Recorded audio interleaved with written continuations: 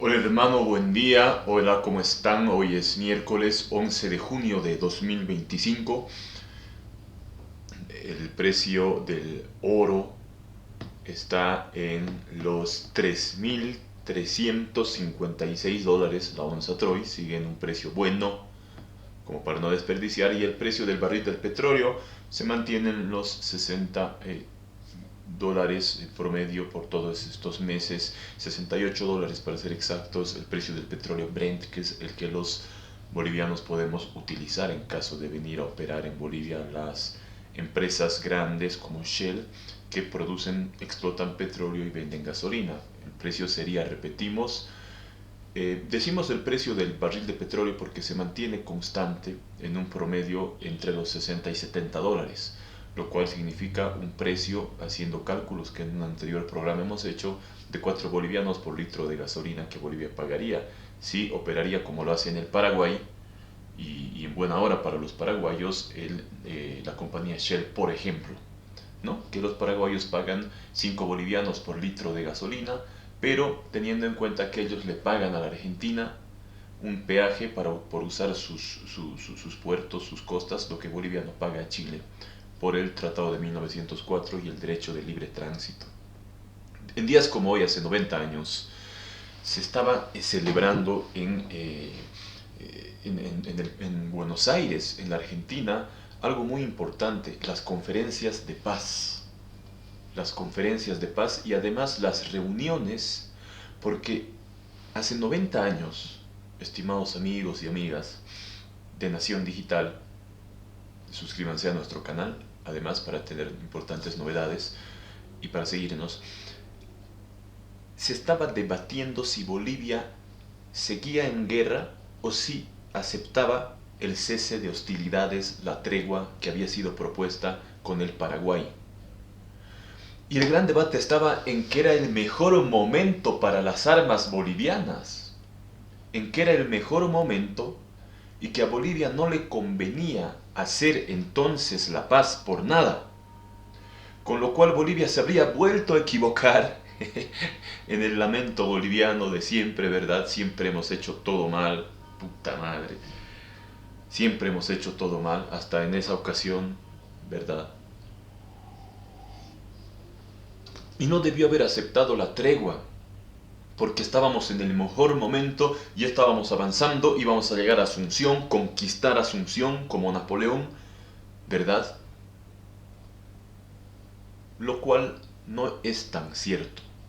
Hay muchas corrientes en Bolivia que hablan de aquello, que Bolivia firmó la tregua en el mejor momento y que se le echa toda la culpa al general Kuntz también, que no es tanto así, ¿verdad?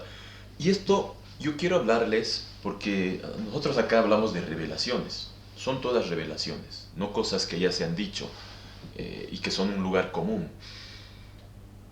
En realidad es cierto que Bolivia en los últimos meses de la guerra tuvo importantes victorias, como la batalla de Camatinli, como la retoma de Taragiri, por ejemplo, como la defensa de Villamontes, propiamente tal. Bolivia rechazó a los paraguayos, los arrojó de Villamontes, que querían tomar Villamontes a fuego, y con un empuje increíble avanzó el ejército de Bolivia.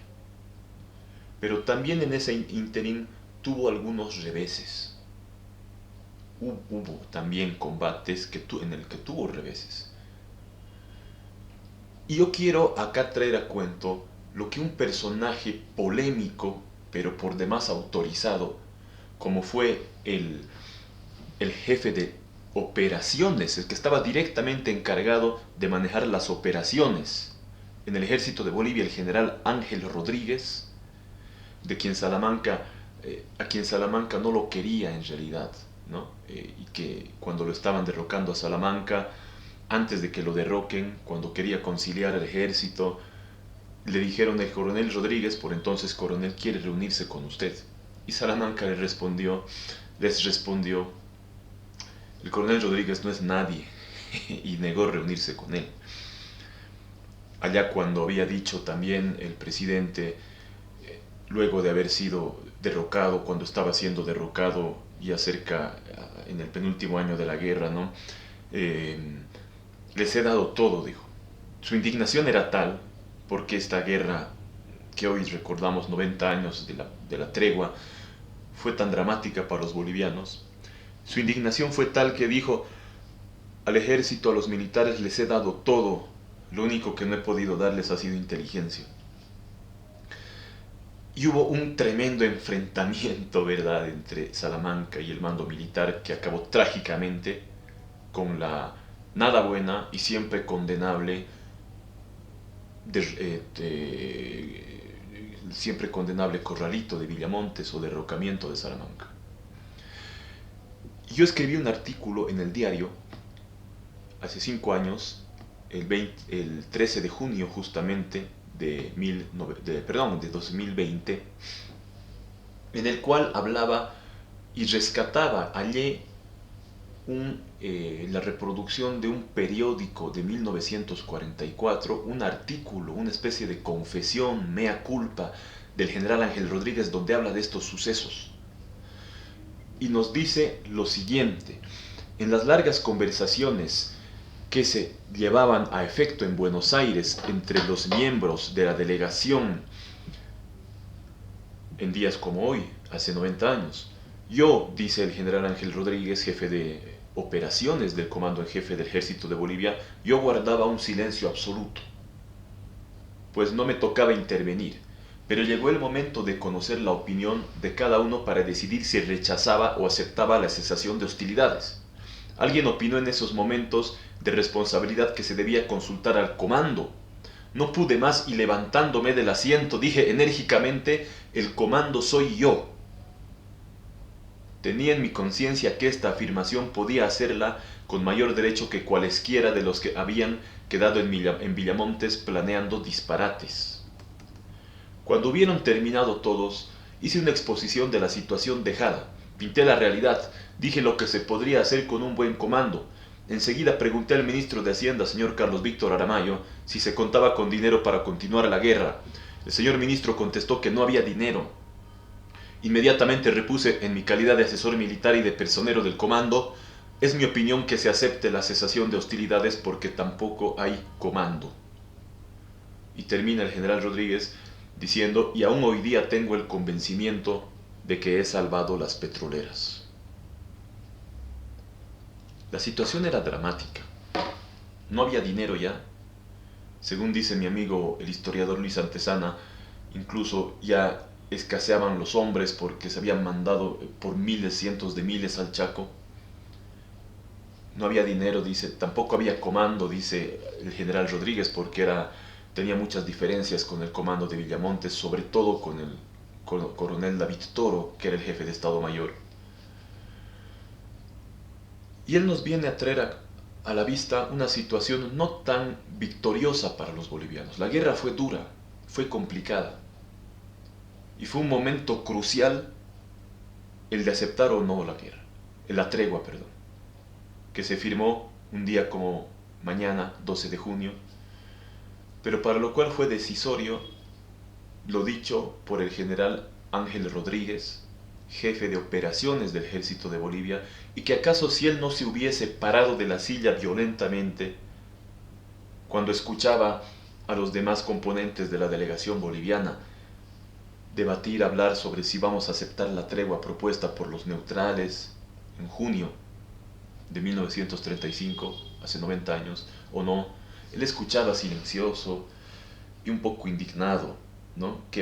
Lo que decían, algunos hablaban por continuar la guerra, que no era el momento apropiado, que se habían producido importantes victorias, y como nos dice, no pude más, ¿no? Y levantándome de mi asiento, dije enérgicamente, el comando soy yo.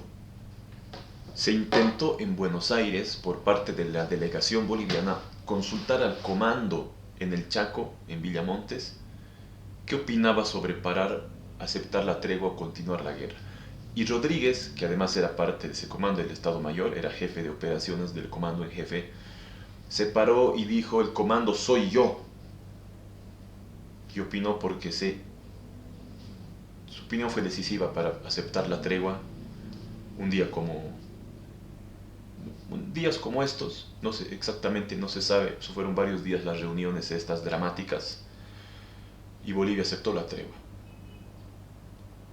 y pero paró esta guerra que puso en el trance de ser o no ser a Bolivia, de seguir existiendo, de dejar de existir como nación. Y siguió existiendo y estamos seguros que Bolivia va a seguir existiendo a pesar de los conflictos que se puedan presentar, porque sobrevivió a esta contienda, que además tuvo en una situación similar, también fue asediada por la falta de combustible, porque el Argentina, que fue entre comillas neutral, sin embargo apoyó al Paraguay. Apoyó al Paraguay, se ha dado muchos ejemplos, pero yo voy a aportar con uno concreto hoy. En 1933, no obstante de ser el único país que le vendía combustible a Bolivia, en 1933, cuando ciertamente comenzaba la guerra, dejó abruptamente de enviarle combustible a Bolivia. Se declaró neutral. Pero según nos dice Jorge Muñoz Reyes, que era importante funcionario del sector de hidrocarburos del gobierno de Bolivia, y según nos dice Eduardo Arce Quiroga, le siguió vendiendo combustible al Paraguay. No obstante aquello, Bolivia produjo su propio combustible y siguió con la guerra que no lo terminó como país. Seguimos.